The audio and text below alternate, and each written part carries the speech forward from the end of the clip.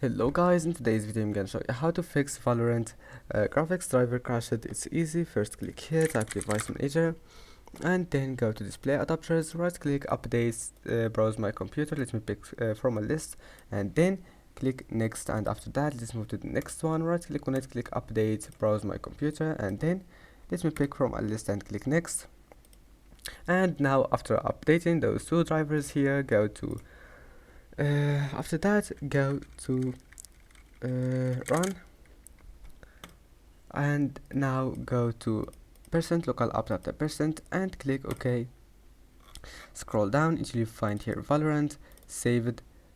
Now go to config and delete this folder. Now go back, go to web cache, delete it, and now right click on your desktop, go to NVIDIA control panel, and now once you're here, wait, you will find it like that. Click use my preference, move it to performance, and then click apply and close it. Your problem is fixed, and see you in the next video.